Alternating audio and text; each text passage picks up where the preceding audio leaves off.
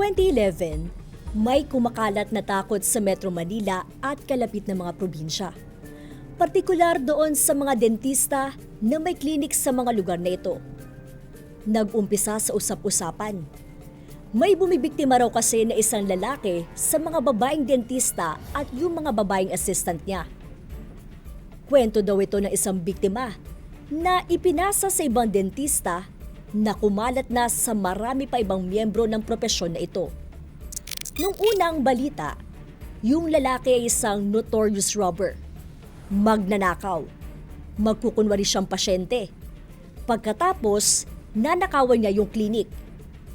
Pero, may mas malala pa pala itong ginagawa sa mga babaeng dentista. Kapag nakatali na ang dentista, nakatakip ang bibig at hindi na makagalaw, minomolestya niya ito. Yan ang ikukwento ko. Ang isang buong taong pananakot ng pinaniniwalaang notorious na rapist ng mga dentista, ang bilang na kanyang nabiktima na aabot sa mahigit 25 na dentista, ang tapang ng pagharap ng mga biktimang dentista para mahuli ang kriminal at kasabwat nito, at kung sino at paano naaresto at nakulong ang notorious rapist na bininyagan ng nickname na Dentistirador.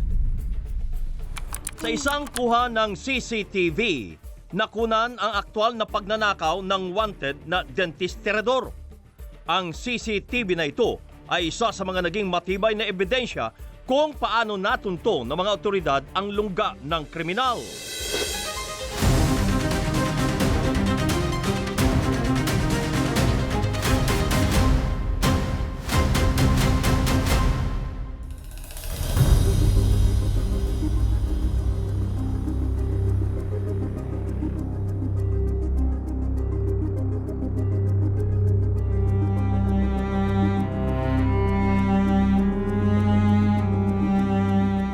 Sa Manila, may klinik ang dentistang si Doktrina. Hindi yan ang totoo niyang pangalan. Pamilyado si Doktrina, 45 years old. May asawa at 2 anak. Mga 2 dekada na rin siyang nagseserbisyo sa maliit niyang klinik. Sa loob ng mga taong ito, walang masyado naging problema sa klinik niya. Pero noong May 26, 2011, naiba ang takbo ng buhay ni Doktrina. Nagumpisa ang araw na ito ng usual clinic day. May mga pasyenteng nagpapapasta ng ngipin, nagpapalinis, nagpapabunot. Kasama ni Doktrina ang trusted assistant niya noong araw na yon. Mga 1:00 ng hapon, may kumatok na isang walk-in patient. Isang lalaki na inirereklamo ang pagsakit ng kanyang ngipin. Casual siyang pumirma sa patient's information form at isinulat niya yung pangalan na Aldrin Maliwat. At that time, may nauna pang pasyente. Isang matandang babae kasama yung kanyang anak. Kaya sabi ni doktora, maghintay muna si Aldrin sa waiting room. Habang binubunutan ng ngipin ng matandang babae, biglang tumaas ang presyon nito. Kaya pinagpahinga muna siya ni Doktrina. Maya-maya, pinatawag ng doktora si Aldrin. Pwede na raw kasi siyang isingit. Pero ang sagot sa kanya ni Aldrin, hihintayin daw niya muna ang kanyang asawa na papunta na rin daw sa dental clinic. Sabi ni Aldrin, okay lang, mauna na ang matandang pasyente. Hindi naman pumayag si doktora. Tinawag niya pa rin si Aldrin. Chinek up ang ngipin nito at ginawa ang pasta. Matapos yung procedure, nagbayad si Aldrin ng 200 pesos. Pero hindi muna umalis si Aldrin. Ang sabi niya, doon muna siya sa klinik habang hinihintay niya ang kanyang asawa. Wala pa rin kaduda-duda si Doktrina ng mga oras na ito. Hanggang sa isa-isa nang natapos at umalis sa mga pasyente. Nang magalisan ng lahat at si Doktrina at ang kanyang assistant na lang ang natira, biglang tumayo si Aldrin. Sinara niya yung pinto ng klinik, bumunot ng baril at sinabing, hold up ito. Ayon sa kanyang sinumpaang salaysay, tinali siya ni Aldrin sa isang dental chair gamit ang straw na pantali. Tapos, tinapalan ng packing tape ang kanyang bibig. Yung dental assistant naman niya, tinali ni Aldrin sa may hagdanan sa loob ng klinik. Nung hindi na sila makapalag, doon na naghalughog si Adrian sa buong klinika. Kinalkal niya yung mga drawer, binuksan ang mga bag, at dinampot ang lahat ng pwede niya mapakinabangan. Buong akala ni Doktora, kontento na si Adrian sa mga nakuwang gamit. Pera, cellphone, mga alahas. Pero meron pa palang mas masamang balak si Adrian.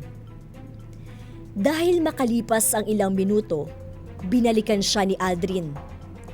Lumapit ito sa kanya at tinutukan siya ng baril at kitchen knife. Dito na kinutuban si Doktora. Habang nakatali at nakabusal, pinagsamantalahan ni Adrian ang walang kalaban-labang dentista. Dahil sa pananakot, hindi niya nagawa pang manlaban at pinagbantaan din sila na kung magsusumbong, babalikan daw sila ni Adrian. Matapos ang pang-aabuso at pagnanakaw, mabilis na tumakas si Adrian at iniwang nakatali ang dalawa. Nung makasigurado na silang wala na si Adrian, pinilit ni na Doktora na kalagan ng mga straw na tali at nakawala rin sila. At agad silang lumapit at nag-report sa mga otoridad. Pero hindi pa nakakalipas ang isang buwan, may napabalitang parehong pangyayari sa isa na namang dentista pero dito sa Quezon City ang klinik. June 1, 2011, isang dentista na tatawagin nating Doc Marie ang lumapit naman sa Quezon City Police para mag-report ng krimen. Sabi ni Doc Marie, isang walking patient ang dumating sa kanilang dental clinic sa Quezon City para magpaayos din ng ngipin. Mga bandang 7:00 na ito ng gabi. Kasama rin niya sa clinic ang kanyang dental assistant. Matapos ang procedure sa pasyente, bigla na lang daw ito naglabas ng baril at plastic straw rope sa kanyang bag at nagdeklara ng hold up. Tinali ng suspect si Doc Marie at yung kanyang assistant. Tapos, kinuha ang mga cellphone, alahas at pera nila. At bago raw ito tumakas, pinaghihipon ng suspect ang masaselang bahagi ng katawan ng dentista. Meron pa, ilang araw lang matapos ang report sa pulis ni Doc Marie, isa na namang sumbong ang natanggap ng mga pulis pero mula naman sa Pampanga. Parehong modus. Sabi ng isang dentista na may klinik sa Pampanga, isang walk-in patient daw ang nagpakilalang Alex Beltran at nagpanggap na kailangan niyang magpaayos ng ngipin. At pareho na nangyari kay Doktrina at Doc Marie. Nagdeklara ng hold up ang suspect. Nagnakaw ng mga kagamitan. Pero nang balak na nitong molestyahin ng dentista, nagmakaawa raw ang dentista na wag na ituloy dahil bago opera siya. Kaya hindi natuloy ang masamang balak at umalis na lang ang suspect. So, kapansin-pansin na pareho ang style at modus ng suspect at lahat ng tinarget ay mga dental clinics at mga babaeng dentista. Kaya nag-umpisa ng malawakang investigasyon ng mga pulis at nagkumpara sila ng mga reports sa mga police station sa iba't ibang lugar. Doon nila napag-alaman na napakarami na palang report ng kaparehong modus. Sa record ng NCRPO Regional Intelligence Division, umabot na raw sa 25 na katulad na kaso ang naitala sa Metro Manila. At kung isasama pa raw yung mga hindi formal na nagreklamo, pati na yung mga insidente sa mga karatig probinsya, posible raw umabot sa 60 ang kabuang bilang ng biktima. Wow! Isang modus! Magpapanggap na pasyente, magdedeklara ng hold up, magnanakaw ng gamit at mangmomolestya ng dentista. Kahit ang gamit na pantali ay pareho, straw na rope, ang weapon, baril at kutsilyo. Minsan, may tear gas daw na dala. At sabi ng mga biktima, mahinahon raw magsalita ang suspect. Siyempre, naalarma at nagalit ang organisasyon ng mga dentista, ang Philippine Dental Association o PDA. Halos linggo-linggo kasi, may nababalita ang biktimang dentista. Kumalat tuloy ang takot sa mga dentista na may sariling klinik. At marami ang nag-isip na isara muna ang kanilang klinik kahit na apektado ang kanilang kabuhayan. Kumilos ang PDA at sa tulong at advice ng mga pulis, tinuruan ng security measures ang mga dentista sa kanilang klinik. Tulad ng pagkabit ng CCTV, pag-hire ng security guard, at pagtrato ng mga walk-in na pasyente na dapat ay hindi maging kampante at suriing mabuti kung pasyente nga talaga. Kasabay nito ang paghahanap sa tinuring na notorious rapist na sa usap-usapan ay binansagang dentisterador. So, paano nahuli ang dentisterador? Ganito ang nangyari. Unang nahuli ang umanong kasabwat ng sospek. May kasabwat pala ang sospek, no? Ang sospek na kasabwat, si Ronald Policarpio. Nahanap at nahuli si Policarpio noong August 3, 2011.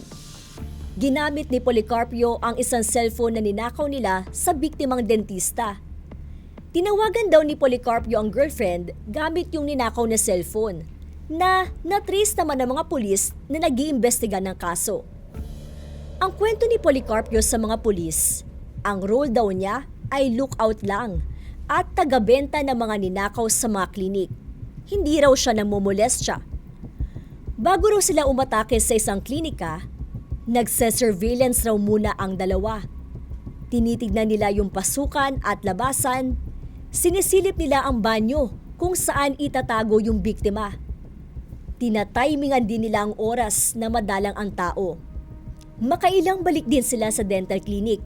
Kunwari, mag-i-inquire lang. Yun pala, pinagpaplanuhan na nila ang maitim na balak. Hindi rin sila umaatake ng sunod-sunod. May pagitan na ilang linggo o buwan at nagpapalit-palit din sila ng lugar.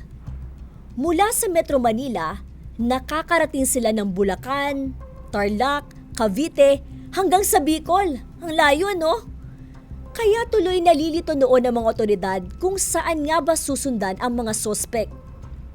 Matapos mahuli si Policarpio, lumutang ang pangalan ng primary suspect, si Albert Galang de la Cruz. Sa pag-imbestiga ng mga pulis, nalaman na iba-iba pala yung pangalan na ginamit ni Albert tuwing papasok siya sa mga klinika.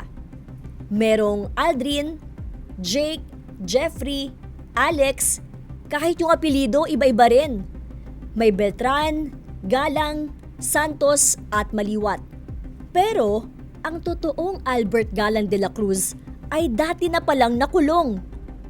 Noong 2004, nakulong si de la Cruz sa kasong pagnanakaw at napalaya rin noong 2009.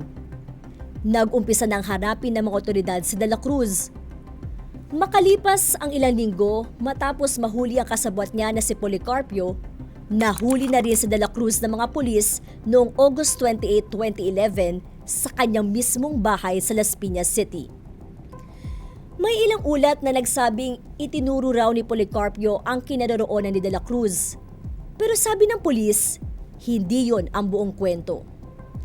May isang asset daw na nagbigay ng impormasyon. Naikwento raw ni de la Cruz sa isang inuman kung saan kasama ang police asset tungkol sa ginawang pang-hold up nito sa isang bangko sa Quezon City. Nakarating sa pulis ang impormasyon at doon nila nadiskubre na si de la Cruz ang matagal na nilang pinaghahanap na dentisterador. Sa isinagawang surveillance at photo verification, positibong kinilala ng mga biktima si de la Cruz dahil na rin sa mga natandaang tattoo na sospek sa hita at binti. Hindi na nakapalagpas si de la Cruz nang dalhin siya sa Camp Bagong Diwa sa Taguig City. Sabay-sabay namang sumugod doon ang mga biktimang dentista, kasama ng galit na galit nilang pamilya. Nung iharap na siya sa harap ng mga pamilya, hindi napigilan ng ilang biktima na maiyak sa galit. Bumalik kasi sa kanila ang trauma, yung takot, ang mukha ng lalaking umaatake sa kanila sa lugar na dapat sana'y ligtas sila. Sa harap ng media at mga pulis, inamin ni de la Cruz na siya ang nasa likod ng pagnanakaw, pero itinanggi niya ang pangmomolestya. Nung tinanong naman kung bakit niya ginawa ang krimen, sabi ni de la Cruz, isang act daw ito ng paghihiganti umano para sa isang kaibigan na namatay sa isang ospital. Kaya galit daw siya sa mga nasa medical profession. So bakit mga dentista ang tinatarget niya? Kasi raw, mahirap targetin ng mga doktor sa malalaking ospital. Kaya yung mga dentista na lang sa mga maliliit na klinik ang tinatarget. Pero naniniwala ang pulis na alibay lamang ito ni De La Cruz para hanapan ng lusot ang ginawang krimen. Hindi ito acceptable para sa grupo ng mga dentista, ang sinabing motibo ni De La Cruz. Hindi raw kasi normal sa isang tao na gagawa ng pang-aabuso sa mga babaeng dentista na marangal na naghahanap buhay. Sinampahan ng kaso si De La Cruz sa pagnanakaw at panggagahasa. At noong March 9, 2012, hinatulan ng Manila Regional Trial Court si De La Cruz ng guilty. Guilty sa pagnanakaw at panggagahasa kay Doktrina. Meron din itong parusa na maximum of 40 years imprisonment. Inutusan rin ng korte si De La Cruz na ibalik ang lahat ng ninakaw na gamit at magbayad dahil sa moral at exemplary damages. Naalala niyo 'di ba, noong una dininay ni De La Cruz na ginahasa niya si Doktrina?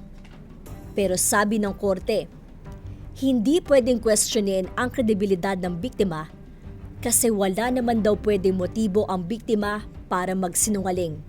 Isa pa, pinansin ng korte na hindi madali para sa isang babae na may asawa at anak na aminin sa publiko ang pang-aabuso sa kanya. Sinabi rin ni De La Cruz noon sa korte na hindi siya pumupunta sa kahit anong dental clinic. Pero nang tignan ng prosecutor ang loob ng bibig ni De La Cruz, nakita na may dalawa siyang bagong pasta. Nabisto tuloy na hindi totoo ang mga sinasabi niya.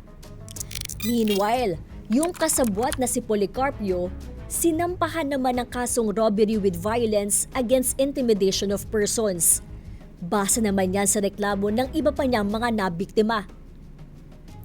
Pero, si De La Cruz nga lang ba talaga ang gumagawa ng ganitong modus sa mga babaeng dentista?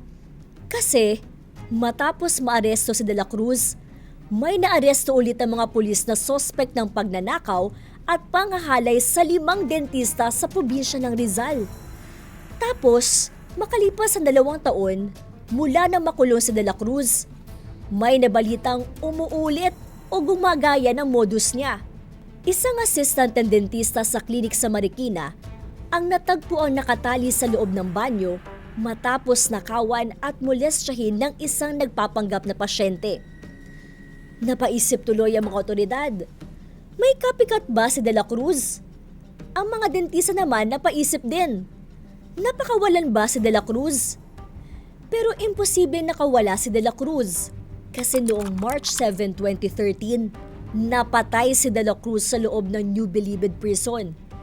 Isang kasamang inmate ang sumaksak sa kanya gamit ang pinatalim na toothbrush. Dead on arrival si De La Cruz nang dalhin sa ospital. Si Policarpio naman, ang suspected na kasabwat na lookout, nakalaya noong July 31, 2024. Hindi na kasi makontak ang mga biktimang nagreklamo laban kay Policarpio, kaya nagbigay ang korte ng provisional dismissal. Merong 2 taon ng mga biktima na magpakita sa korte para mabuhay ulit ang kaso laban kay Policarpio. Sabi nga ng korte, mahirap para sa mga babaeng biktima ang lumantad at sabihin ang nangyaring pangmomolestya. Lalo na siguro kapag may asawa at anak. Kaya si Doktrina at iba pang humarap na biktima, pambihirang tapang at tatag ang pinakita. Sa harap mismo ni De La Cruz noong trial, sinabi ni Doktrina kay De La Cruz na ibahin siya sa ibang biktima. Kung ang iba ay natatakot o nahihiya, siya hindi. Kasi kung hindi raw siya tatayo at haharap, hindi matitigil ang patuloy na pagbiktima sa mga tulad niyang dentista.